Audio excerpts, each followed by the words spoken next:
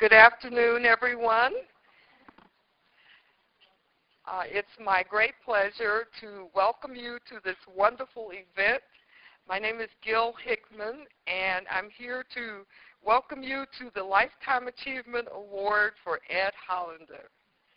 And we tried our best to get Ed up on the stage, but he has been talking and not eating, so we're going to let him eat while we get things started.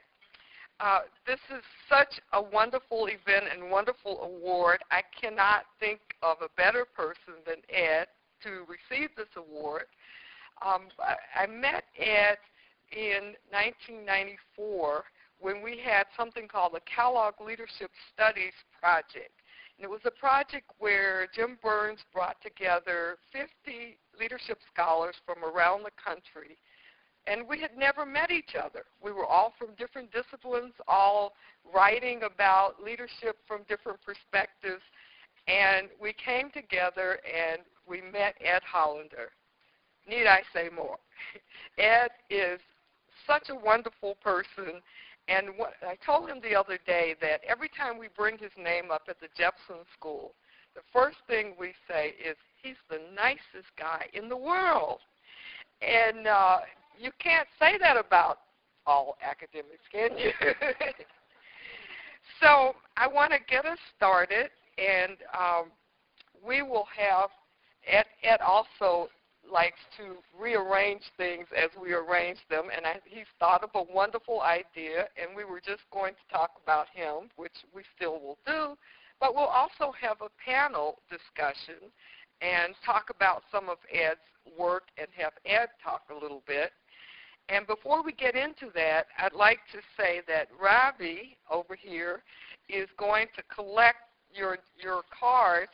If you want to write notes to Ed, he will come around and collect those before our session is over.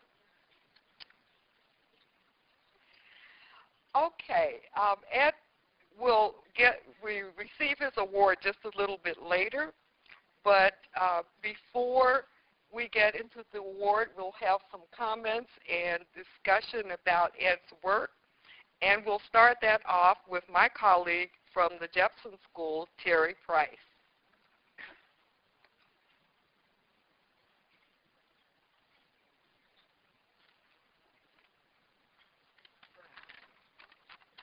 Thanks, Gil.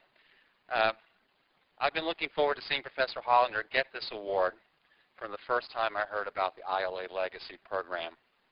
I'm delighted and honored to say a few words about the importance of his work for leadership studies today. In many ways, I'm not qualified to do this. I wasn't his student. I'm not a social psychologist. I'm not even a social scientist. I wasn't born when Leaders, Groups, and Influence came out on Oxford University Press. But what I'm going to try to do is to say a little bit as a philosopher and ethicist about the breadth of his influence, the impact of his work as I see it. Professor Hollander's notion of idiosyncrasy credit is central to any descriptive account of leadership, I think, any correct account. Leaders emerge from groups by showing early conformity and competence, after which they are allowed, indeed expected, to deviate from group norms. And I think Lynn may say a bit more about the descriptive side later, but what interests me most is the normative side of all this. I think it's the most important notion for any normative account of leadership. It captures, I think, both the moral foundation of the relationship of leadership, sees it as consent, and it also points to what I think is the greatest moral risk of leadership, exceptionalism. And Ed's done this in a way without even talking about it always explicitly in ethical terms, but I think it's all there. And if you think about his theory, it's because followers are committed to what he calls system progress, achieving certain kinds of consequences, that they let leaders do these things, and not just let. I mean, that's the consent part, but expect them to do it, want them to do it, and if you don't do it, you lose credit, right? So as he said, you either use those credits or you lose them.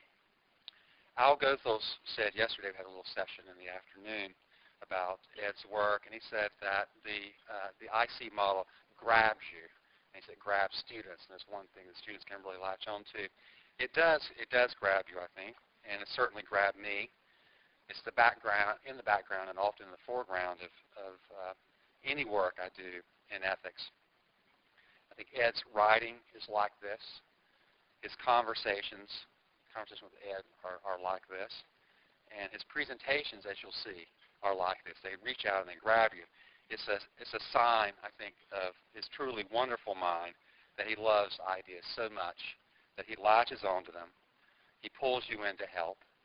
And then before you know it, you're on the ground wrestling with those ideas, just like Ed is. Sometimes I think you have the ideas yourself, and sometimes the ideas, especially when they're Ed's ideas, they have you.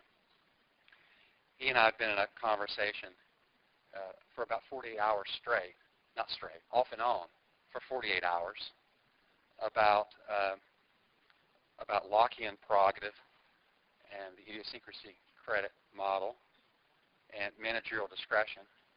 And so the conversation will start, and then we'll meet someone else, and we'll stop, and then we'll run into each other again, and the conversation starts back up again. And the funny thing is, I have to think, where were we? But Ed doesn't forget where we were. He knows exactly where we were, the word we left off on, and he will say, "We stopped here, and we start right back up again." That's Ed Hollander. He's been an incredible mentor to me outside this conference as well. As I mentioned yesterday, sending me books, sending me articles, sending me emails, and I'm extremely grateful to him for that over the years. Someone once told Ed that if there were a Nobel Prize for leadership, he would get it for the notion of idiosyncrasy credit. I think that's right. But until then, we'll just have to be proud that we at the ILA have honored him with the Lifetime Achievement Award. So congratulations, Ed. Thank you, Terry. Thank you.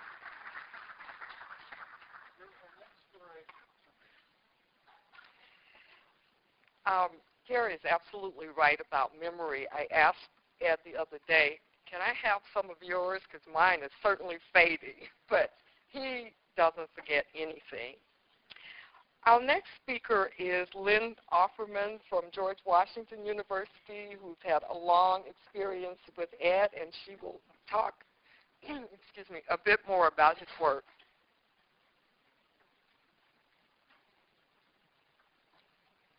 Thanks, Gil. I have had a long association with Ed. Like Terry, was not privileged to be one of his doctoral students, but certainly encountered his work in one of my first graduate classes.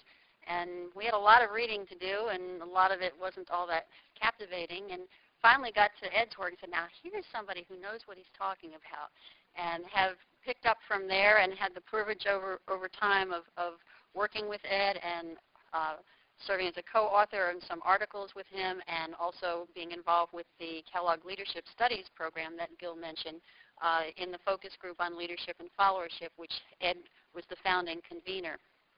So it is my pleasure to honor Ed here today, and certainly is appropriate that he is one of the winners of the ILA Leadership Legacy Lifetime Achievement Award. Ed is the very epitome to me of the scientist practitioner, and he's made contributions to all of the facets that I think ILA stands for. He's made massive contributions to leadership scholarship. He's made contributions to leadership education, and certainly to applied practice as well. Most of us would be very happy to have impact in just one area of study, and Ed has had impact on many, not just in the social psychology that he came from, and which he still influences, but moving over into organizational psychology and the various fields that leadership touches, including political science and education as well. In his distinguished career, he's served as a professor at Carnegie Mellon, Washington University, American University, SUNY Buffalo, and most recently as distinguished professor at City University of New York, Baruch College. He's been a visiting professor at Oxford, Harvard, the University of Wisconsin, a visiting scientist at the Tavistock Institute, and a Fulbright Fellow in Istanbul. In addition to all his scholarly work, he really has practiced what he's preached in terms of taking leadership roles himself that have advanced our field. He was the president of the Eastern Psychological Association, the president of Division I of the General Psychology of the American Psychological Association, where he also served APA as an APA Council representative and member of the Board of Social and Ethical Responsibility. He's been awarded fellowship by the APA, the Association for Psychological Science, the Society for Industrial and Organizational Psychology, the Society for Psychological Study of Social Issues, and the American Association for the Advancement of Science. So Ed is just an all-around good fellow in all of these places who appreciate him. He was awarded the Walter Ulmer Applied Research Award from the Center for Creative Leadership. He's also been very active in international societies as well, serving on the Governing Council of the International Society of Political Psychology, and was awarded the Distinguished Scientific Contributions Award from the International Association of Applied Psychology, and that's a group that he served as a member of their executive committee for about 11 years. So clearly we know he's an accomplished individual, and these are notable public accomplishments. But there are less known but no less significant accomplishments that I'd just like to share a little bit about. Ed is a devoted husband, married to his wonderful wife, Pat, for 50 years, just celebrated their 50th anniversary. He's a devoted father and grandfather who's as likely to share with you the pictures of his grandchildren as he is the latest article or book that he's written.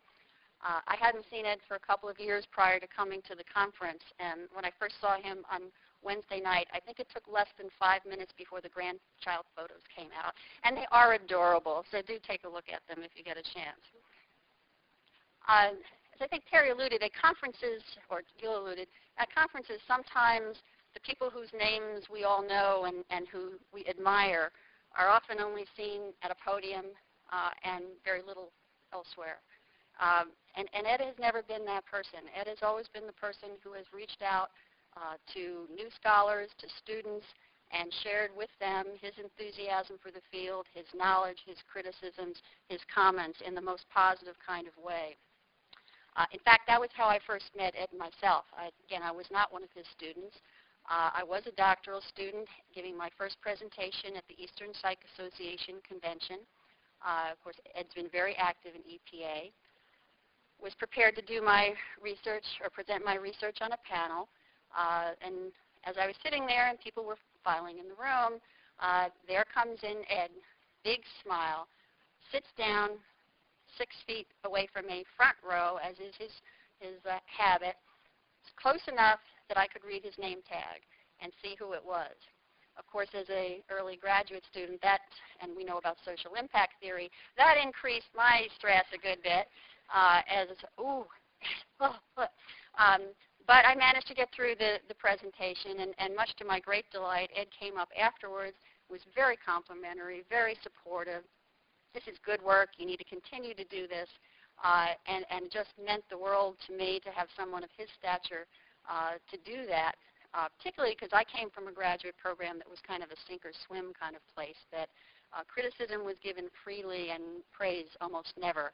So to have that kind of experience and to see that a person could be very successful and make a difference in their field and still be just a really down-to-earth, great guy, as Gil said, was just a wonderful, wonderful model. And I do consider Ed one of the mentors in my career and certainly appreciate him for all of that. And my experience was not atypical. I've seen over the years Ed going to different conferences, going down the lines of student poster sessions, talking to unknown students and watching their starstruck eyes get very big as they see who they're talking to, and watching him give them the kind of validation and support that has encouraged so many of them to keep at the work of leadership study. I also had the privilege of visiting Ed at Baruch a couple of years back and saw how much some of his students were having exactly the same kind of experience, the depth of the impression that Ed has made, both personally and professionally. And we're pleased that some of his former students are with us today at the table who have come to honor him on this particular occasion. Actually, Richard Hackman said yesterday another example was when he had some students who had done a paper based on Ed's idiosyncrasy credit model, and they were encouraged by Richard to, why don't you send it to Ed? And they said, oh, no, we can't do that. I mean, he's too big. We just can't. That would be too intimidating. But Richard pushed, and they sent it. And in true Ed fashion, he came back with very detailed kinds of response, comments, suggestions that ultimately led to that paper being published. Again, not his students, but he reaches out to anyone who's interested and encourages that interest, encourages them to continue to do high-quality work. And Ed is known for high-quality work. Ed is known for having very high performance standards, very exacting kind of expectations. He knows how things ought to be done. When I had the privilege of working with him on a paper that was later published in the American Psychologist on power and leadership in organizations, I was invited to come to his home in Buffalo at the time. We had each worked on some pieces separately based on earlier conversations, but we needed to kind of merge that together and work through the paper and add some additional material. Much to my horror at the time, Ed proceeded to have me go through the paper with him section by section, line by line, word by word. To my horror, I guess I had a couple of witches that should have been bats. So he said, we're going to go on a campaign to stamp out witches. And so we went through and got them all out of that paper. I was very grateful that Pat graciously prepared a tuna salad lunch for us, which gave me a little bit of a break and a little walk outside. But I learned a lot from that experience in terms of what it takes to craft a really high-quality paper. Because Ed is never satisfied until it's right and that it's done well and it's done to his standards of quality. And I think you can tell that from the work that he has published over the years. So Ed's contributions have come through many forms, through his teaching, through all of the professional service that I mentioned in his own leadership roles, through the great many people who he's influenced directly and personally, as well as the countless others who know him only through his impressive body of work. Throughout it all, Ed Hollander is a man of the highest integrity and good humor. It's a pleasure to work with him. He's got a ready smile for everyone, and he's used his own influence for the benefit of all of us. And in that respect, he has truly made a difference. So for all these reasons, it's entirely appropriate that ILA acknowledge his accomplishments because it is most richly deserved. So in closing, I hope you'll join me in showing our deep appreciation to a true leader in the field of leadership, Dr. Edwin Hollander.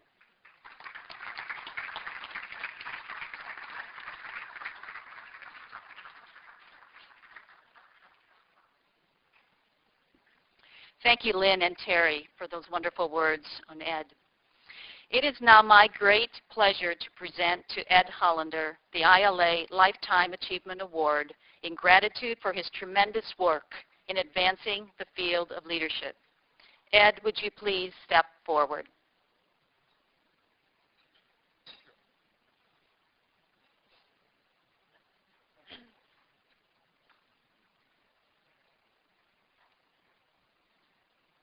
Much of your work will live on in your research, in the articles, in the chapters, the books, and in all the speaking engagements you have done around the world.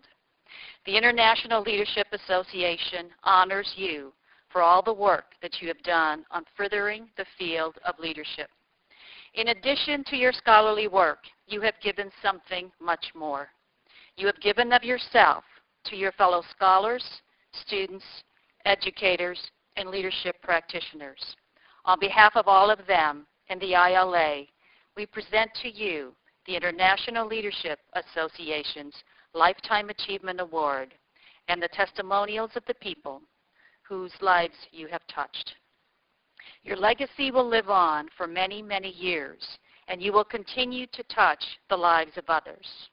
The ILA will proudly display your accomplishments and accolades on a virtual wall of fame that will include a dedicated website to you and all the work that you have done, along with our other legacy recipients.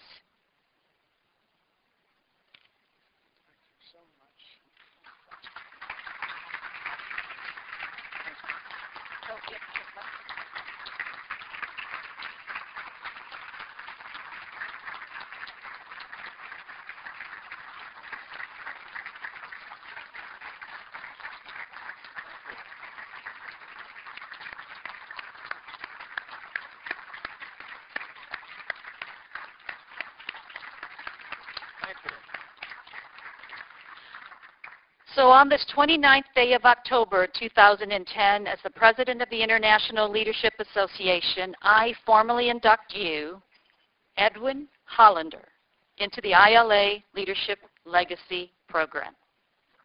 Thank you. Thank you. I'm enormously grateful. I'm truly humbled by this award.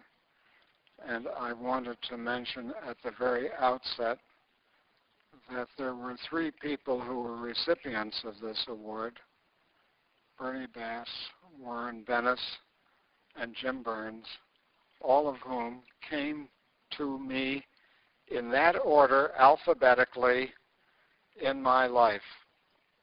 Bass and I were youngsters together in the 1950s. He preceded me as a PhD by several years. He at Ohio State and I at Columbia. And we linked up very early in the 1950s when I was just getting started on leadership research. Subsequently, when I was at SUNY Buffalo, Warren Bennis arrived to be Provost of Social Sciences and Administration.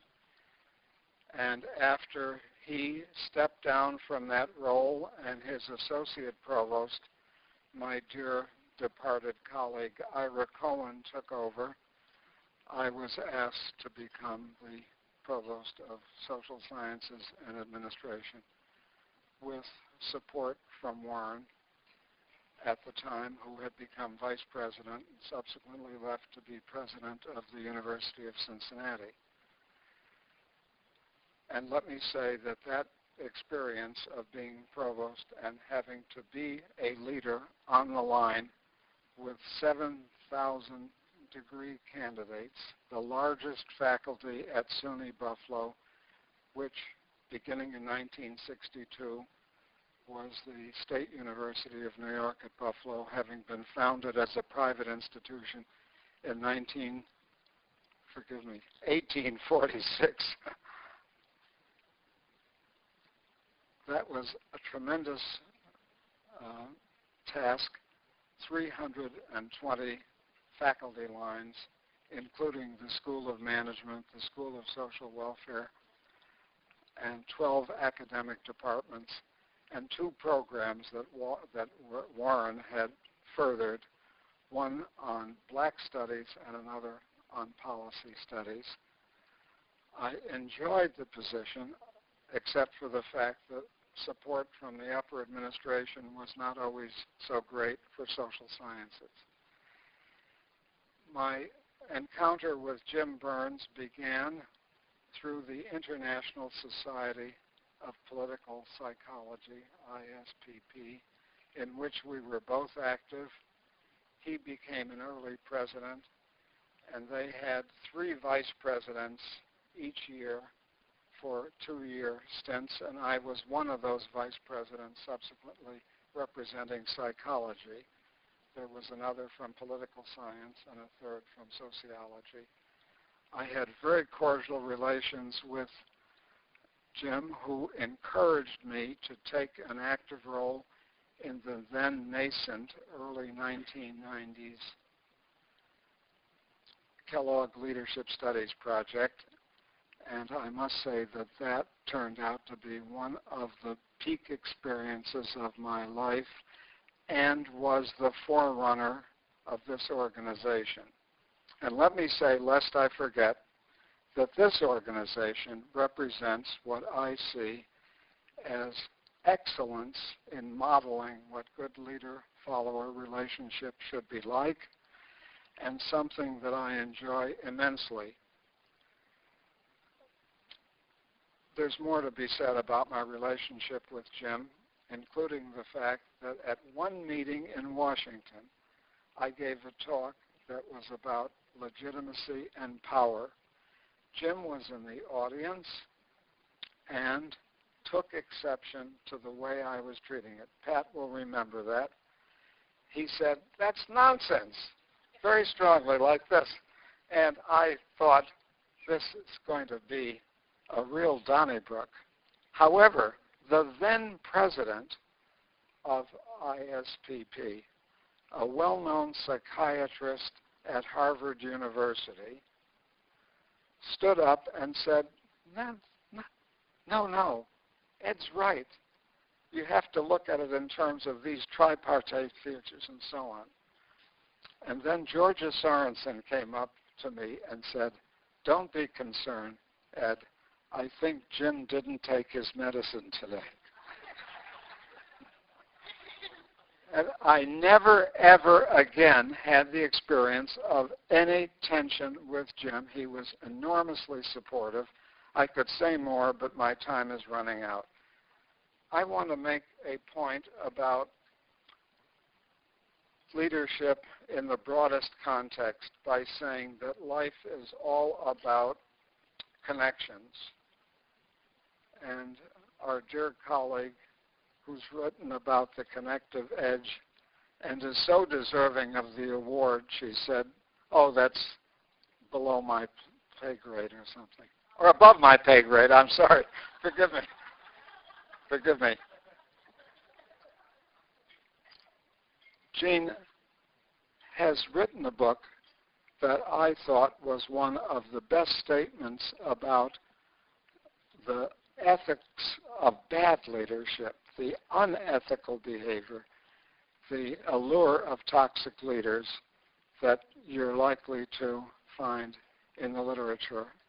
I liked it a lot, as I did her other work, and I won't dwell on it beyond saying that I've been inspired by the work of people like Jean and Terry Price, who has been kind enough to say those things about me. I have found Terry Price's work absolutely precious in terms of looking at the ethics of leadership, and his book, Leadership Ethics, is something that I go around promoting. But I didn't bring it here today, having brought it yesterday to another session. I do want to say that regarding connections, I'm reminded that serendipity is with us all the time. It was in Salon C in this hotel 21 years ago in 1989 that I gave the presidential address to the Eastern Psychological Association on character, charisma, and credit. And that was precisely 21 years ago, as I calculate, 1989. Pat and I were commenting on the fact that we checked into the hotel. We've been here numerous times for other meetings. The Eastern Psychological Association is the largest regional association of psychologists, and something that I enjoyed being president of for a variety of reasons, not least that we did some innovative things. And it's not the only such role that I've had, and I don't want to seem to be promoting my cause beyond saying that life does provide opportunities to connect with other people. This morning, just to make reference to two connections, my wife Pat and I met Brian Sullivan after he had done that marvelous introduction to the work of our beloved Jean. And it turned out that there were some connections, not least that we had lived in nearby Canada at a time that he too was in Canada.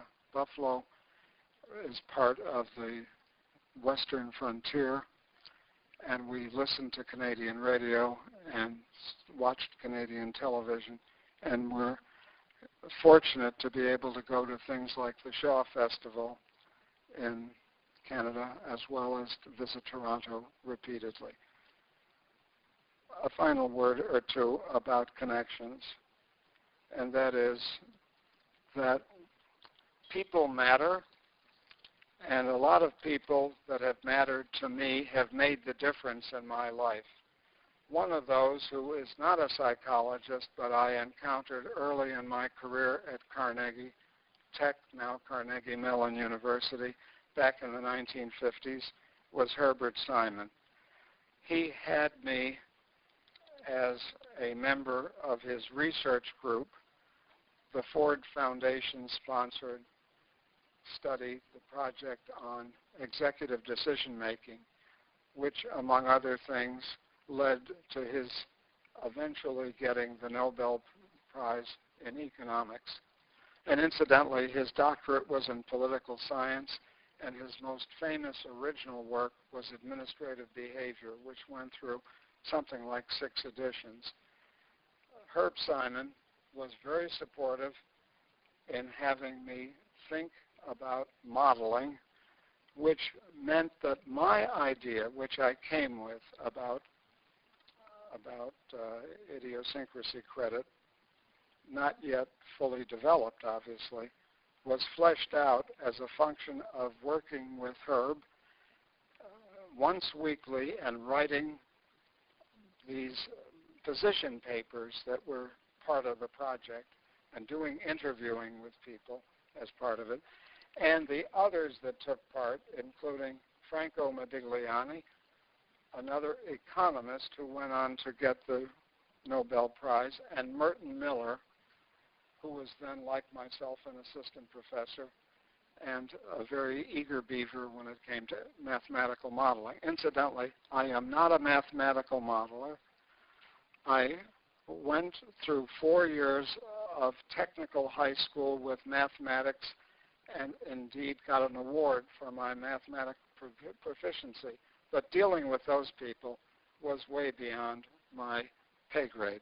Thank you, Gene, for that. But it did make me think in terms of systems theory, flows, and the like, and did spark this phenomenon called idiosyncrasy credit. Now, after some consideration and debate within the family, I'm going to show you some pictures. This, I know, is not standard, and it does seem self-serving, and I do want to say that it opens the accusation of narcissism. Nothing of the sort, but I thought at the very least you should see me with hair beginning at age 4. That's right, age 4.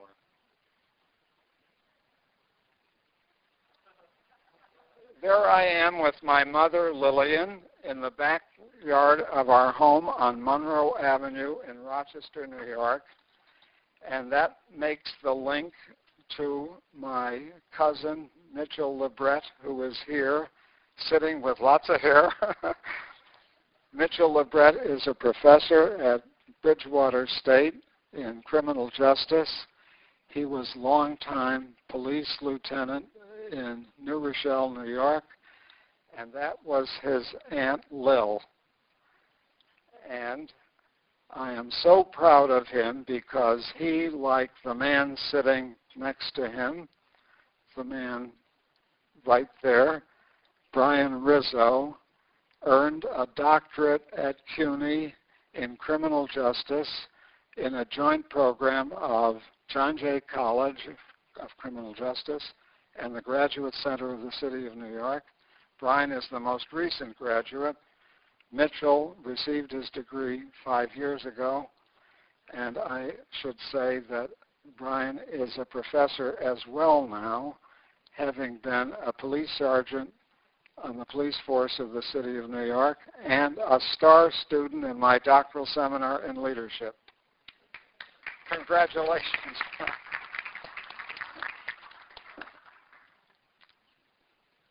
We go on. This is me at the age of 19 as a soldier at Fort Polk, Louisiana, just having finished basic training. I said yesterday that though the war had ended in 1946, they were still training us for Pacific War. And I went through the jungle-type 5-week basic training in Louisiana in the swamps. And I said yesterday that one of the best leaders that I ever encountered was the drill instructor, who was a very large man, could be intimidating, but was very supportive. He showed consideration as well as discipline or structure. And he taught us how to go through the swamps holding our rifle above our heads so that it was still operational or operative. Now, people say, what, you were in the Army and then in the Navy? No, I was in the Navy first because I was a patriot in 1945 as I entered college and very ambivalent about not being in service as against being in service. So I volunteered during my first year in college in 1945 for the Navy Air Corps and was to go to pre-flight training, and then the war in Europe ended, and then the war in Asia ended, and I was released from the Navy with the recognition that I would be eligible for the draft. On the other hand, the draft board, knowing that I had signed up and was sworn into the Navy and released under honorable circumstances, gave me a 1-year deferment so that I could continue in college. And by the time I was truly eligible for the draft in 1946, October of 46, same month as now, I had already completed 2 years of college with summer work. And that led to the fact that my group from Fort Polk, Camp Polk then, that was going to the Pacific, yes, they went to Korea for occupation duty, a very cold place with no juggles.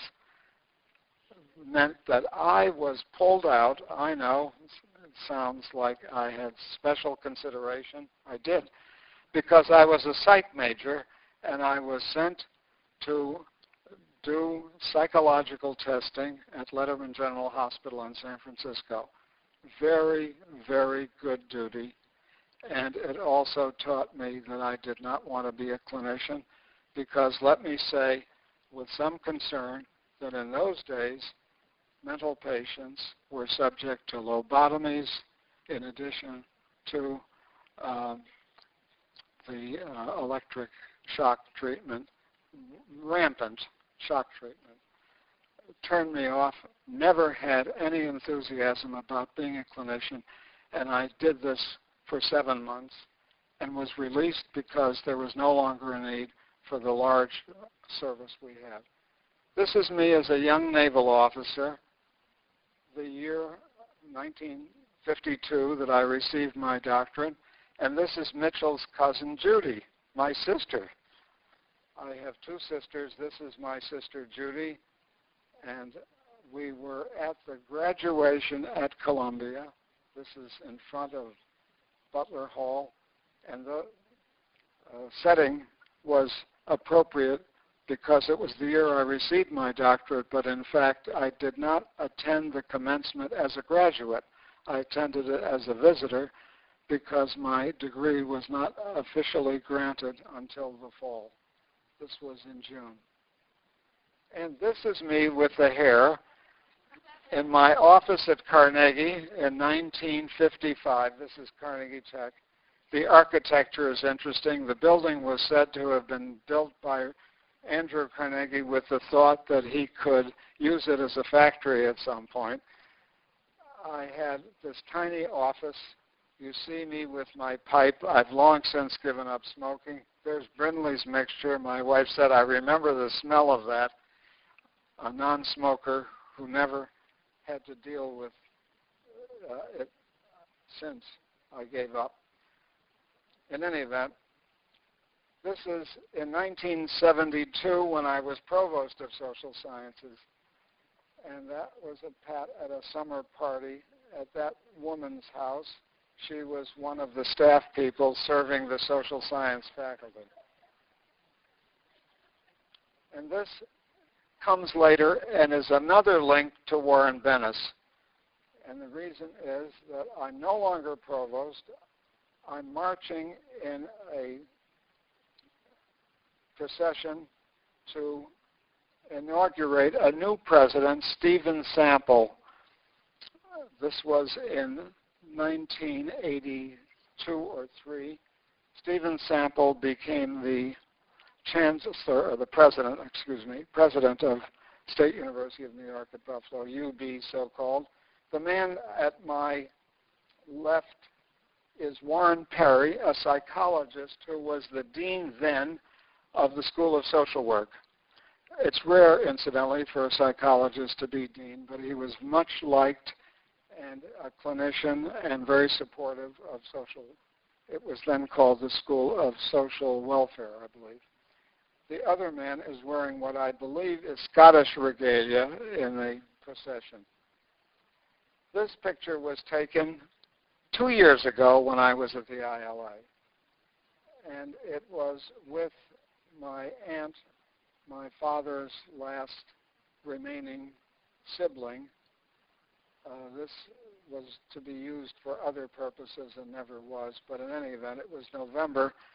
It was right at the end of the ILA meeting that I took part in and made a presentation to. That aunt recently died, and we're memorializing her, Mildred Brooks by name, 98 years old, born in 1912, and very active till the last day because she was having dinner and was taken to the hospital and died in the ambulance.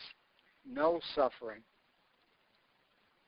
And this is the most recent presentation I made at the Academy of Management in Montreal in August. And the man with me is the co-author, Tom Stone, the discussant on the talk that I gave about idiosyncrasy credit. I think it's important to say that Tom Stone and Bill Cooper, the co-authors of the paper in Leadership Quarterly about idiosyncrasy credit, which is mostly favorable and says that the concept has merit and should be maintained and refined, that they have been friendly. They both have had contact with me. And the most interesting thing, getting back to serendipity, is that my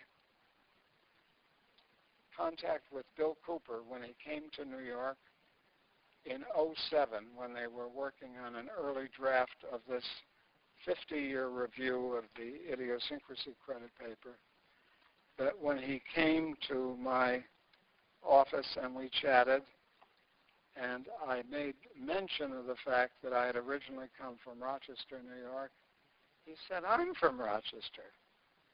He teaches at Queen's University in Kingston, Ontario. And he said, yes, I returned to the area, and I got an appointment there and so forth.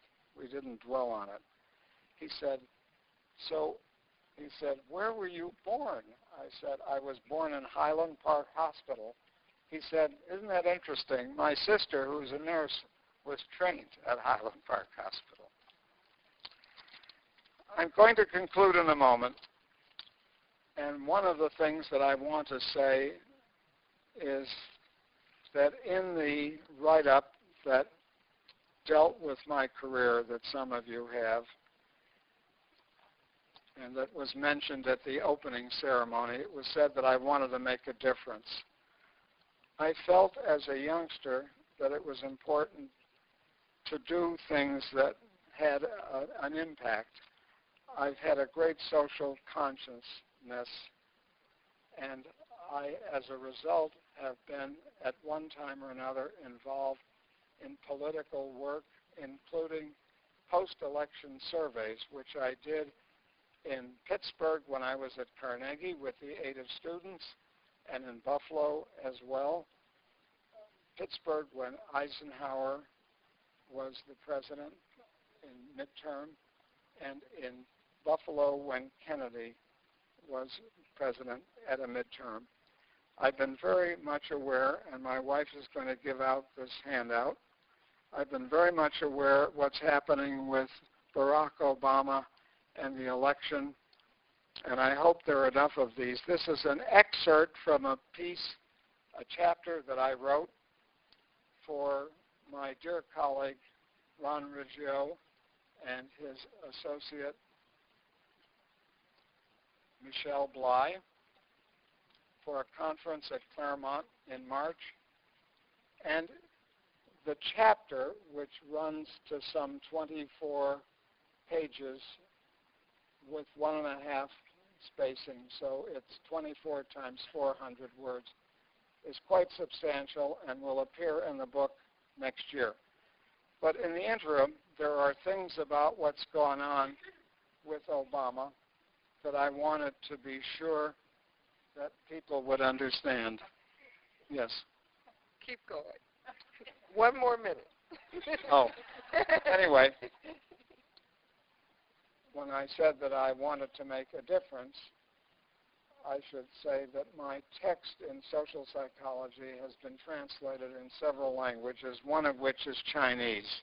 This is the Chinese edition of my text in social psychology. The final thing to say is that I heard a man of some brilliance say the other day, and these are my final words, the last part of anything can be the best part of all, because only then can we appreciate all that has gone before. I'm enormously grateful to you for allowing me to review all that has gone before. Thank you. Thank you.